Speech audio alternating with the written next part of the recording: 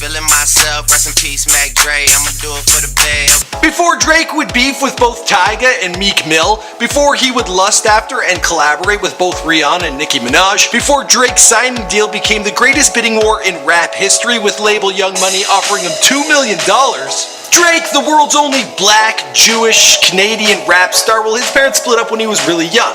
He was raised in a Toronto area that was predominantly Jewish, and at school he felt like a bit of an outsider because, well, everyone was white. He got into acting as young as 5 and then landed his big role in 2001 on Degrassi for 7 years. Jimmy. Thanks. Man, you are my hero. You saved my bacon. Lettuce and tomato. Before he walked away from his role as Jimmy Brooks, he had put out 2 mixtapes, but then he was hard up for work and he was considering getting a job as a server at a restaurant, but that's when he got a phone call from Lil Wayne that changed his life. See what I did there with him walking away from the role of Wheelchair Jimmy? My name's Michael McCrudden and welcome to Before They're Famous, documenting the life of Drake prior to fame, here for you on Before They're Famous. Now this is an updated version of this video. The last one I did was a little crummy, so I hope you enjoy this one. Also, let me know in the comments down below who to document next. Is that real? The whole time you pretended to be my friend.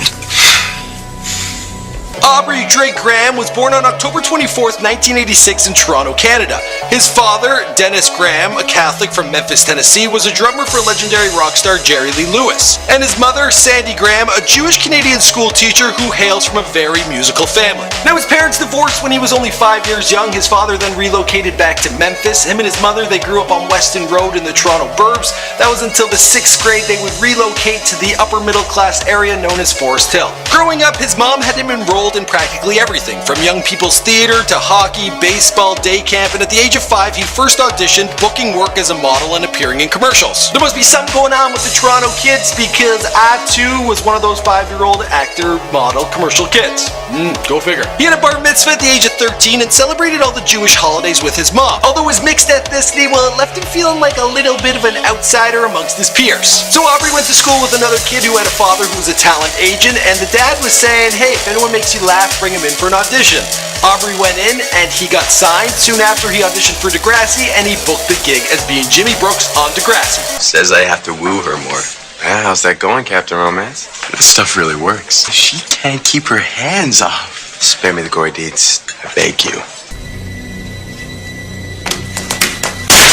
What you say? Landing this gig, he became the breadwinner for his family, and then he soon after, well, he dropped out of school, having attended Vaughan Road Academy and Forest Hill Collegiate to focus full-time on Degrassi. Aubrey then decided to move down to the basement of his mother's home, and while he was down there, well, he would spend his free time writing music. He had big dreams of one day owning a house with a pool and placed the photo of the most elaborate pool he could find as his computer wallpaper, a house that he would later go on to buy out in Los Angeles. While still working on Degrassi, What you say? Aubrey released his first mixtape and he was going by the new name of Drake. It was titled Room for Improvement and it was released in 2006 and it achieved modest sales of approximately 6,000 copies.